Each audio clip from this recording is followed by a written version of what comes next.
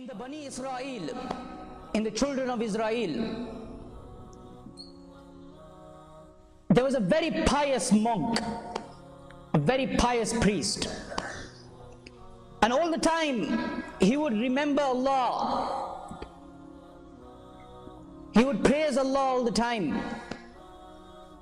So in that very town, there were three brothers who had a beautiful sister. So these three brothers had to go to war. So they decided, what are we going to do with our sister? We are going to be out there for months and months. Who is going to look after our sister? So they decided that what we will do is that we will ask the monk. He is very pious, he is a very pious person. He'll take good care of our sister, and there is no fear of any danger from him. So they go to this priest and they say to him, this monk, and they say to him that this is the reason why we are going to war. And we have our sister and we want you to look after her whilst we are away. So because this person was very pious, he says to them that I cannot do this. So they continue persuading him.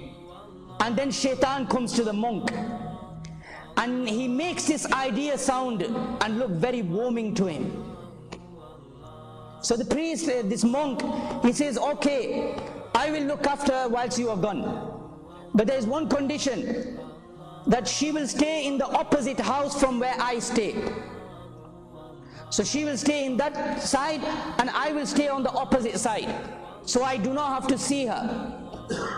So the brothers agreed. They left for war and they left their sister with this monk. Now what would happen is, every day when the monk would cook food, he would come out of his room, he would leave some food for this woman outside his door. Then he would shout to her, and then he would close his own door. This woman would come out, she would pick her own food up, and she would go into her home and start eating. So this carried on for a period of time.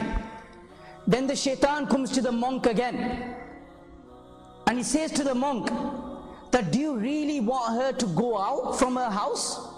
When she walks from her home to your home to pick this food up, there someone might look at her. And because she is beautiful, someone might harass her. So why don't you next time leave the food outside her door instead of giving her the trouble of walking to your home to pick the food up? So for a period of time he did this.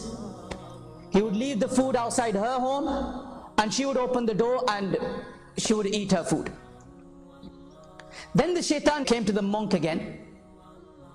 And he said to the monk, you know, this is a sister, and she is the only sister of three brothers, and she's been stuck in that room. She's been like a prisoner in that room. So why don't you go and chat to her? Why don't you go and talk to her? So he goes there, and for a period of time what he would do is he would sit outside the house, she would sit inside, and this is how they would talk.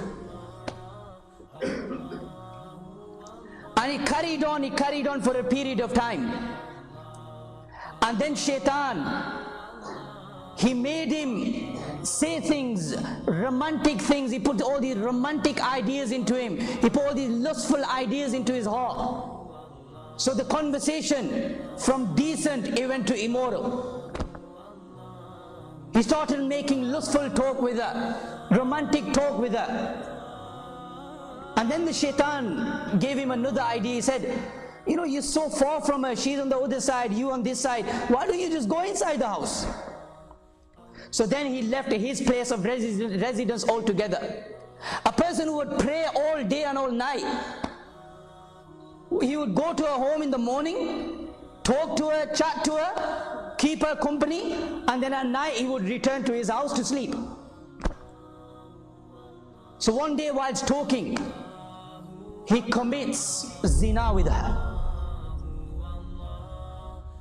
He commits zina with her. Look how shaitan is working, step by step, step by step. He committed zina with her, and later on they came to know that this girl is now pregnant. She's expecting. So this monk, he became very scared, that if these brothers, when they come back and they find out what I have done, then they're gonna kill me. So shaitan puts the idea in his head that murder her and then bury her, and when her brothers come back, say to them that she died of an illness. They've been away for months anyway, and then say to them that she died of an illness. So this is what he did. Whilst the child was still in the stomach, he buries her, killed her, and then buried her. And when the brothers came back, they asked him, where is our sister? So he said, well, she fell ill and she died, and I buried her. This is her grave. That night when these three brothers were asleep, shaitan came into their dreams, and shaitan had informed them of what had happened. So in the morning they went to the monk, and they said to him that, have you killed our sister? We have been informed in our dream that you have murdered our sister. He agrees to it. He admits it. So they take him to the local judge, who rules the death penalty, that this person, this monk, is now to be hanged. Now whilst he is being, before he is hanged, shaitan comes to this monk. Allahu Akbar. And shaitan says to him that it was I who made this girl come to you. It was I who made you talk to her. It was I who made you commit zina with her. And it was I who made you kill her. And the only person who can save you now is me. Prostrate in front of me and I will save you. Now this monk, he had nowhere to go.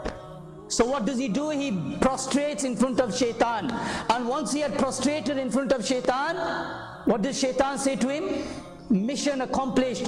This is what I wanted. I wanted you to go into disbelief. I wanted you to become a disbeliever in Allah. I wanted you to bow down to worship shaitan. And I have accomplished my mission now. I cannot help you. Even shaitan went away from him.